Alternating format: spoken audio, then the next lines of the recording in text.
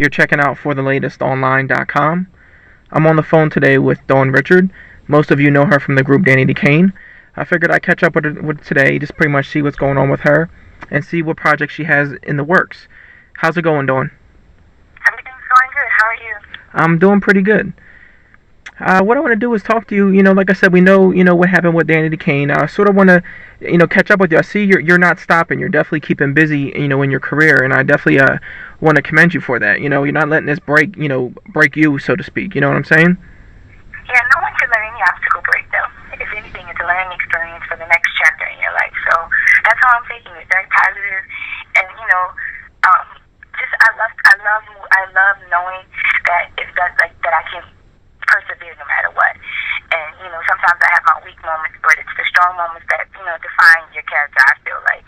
And so for me, I'm excited about moving forward. I love every journey that I've had from Danity Kane onto this new journey, Dirty Money. Right. What I actually did is I did a little bit of research, just to get more acquainted with you as an individual.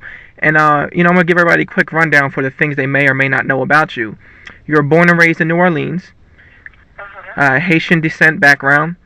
Your father was a member of a band growing up, and your mother owned a dancing school. 25 plus years. Wow. Okay. And you were quite the athlete, I guess. I read that you were basketball? Yeah, in my early days, I played AAU and high school basketball. Okay, and of course the homecoming queen. Yeah, I did that too.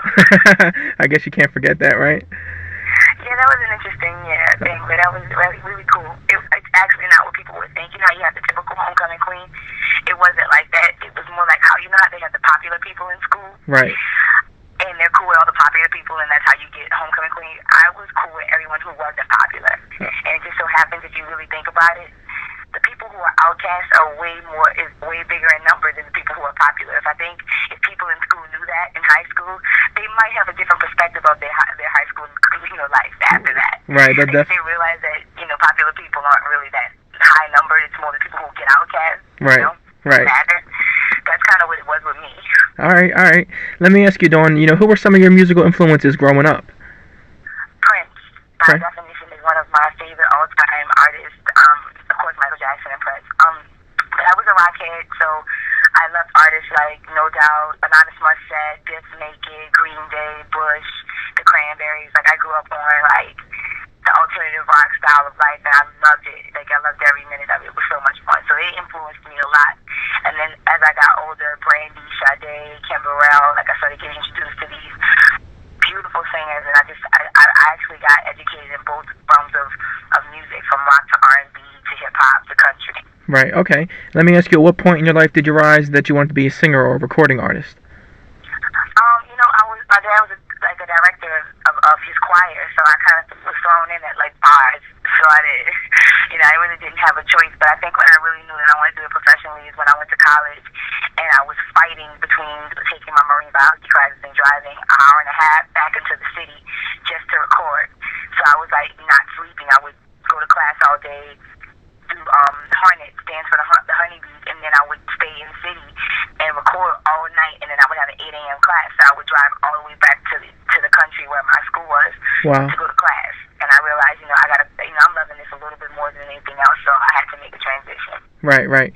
What I actually want to do with the interview, honestly, Dawn, is not really, harp on the whole Danity Kane thing. I really want to just make the interview. I would love not to. That's great. Yeah, I really don't want to be honest with you. I sort of want to focus on what you're doing now as an individual and pretty much how you're moving on. Because I think, if I could just be real with you for a second, when I was doing the research for our interview today, I noticed something about you from watching the interviews and just probably more importantly, the last season of Making the Band. You're a hard person to keep down. You keep fighting, and I definitely respect that about you. Thank you. If anything, that's kind of the message that I wanted to portray. And it's not something that's I've had so many obstacles, and I'm not just saying me, everybody has, and they're struggling, and I chose to air them out. But at a certain point in your life, it's human, where you just feel like, I don't want to be the victim anymore. I don't want to continuously feel like I'm down in this situation. How do I better it? And so I feel like that's how I've been doing this whole thing. I really wish that fans and everybody would stop harping on Danity Kane. I feel like it was a beautiful journey, to leave it at a positive place, and let's start moving on. I keep getting emails and texts tell me what's really happened. If you don't have an answer now, you probably never will, because it's 5 different perspectives. Exactly. You never get one answer. So I wish everyone would stop, looking for that answer and look for a future answer of what we're doing next. Right.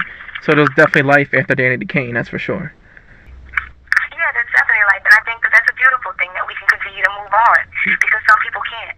Right. Yeah, and you're definitely right, and I think that shows, that separates the weak from the strong. Of course. But not necessarily weak from strong, because I never want to call someone weak. And that just, that separates people who really have a passionate dream and others who the dream really wasn't there. Right, okay. That's what I feel like. I got it's you. not about a weak or strong thing. If you really love this, you'll fight for this. Right. If you don't, you go to what you really love or what you really want to do. Right. You know what I'm saying? Like, that's how it is.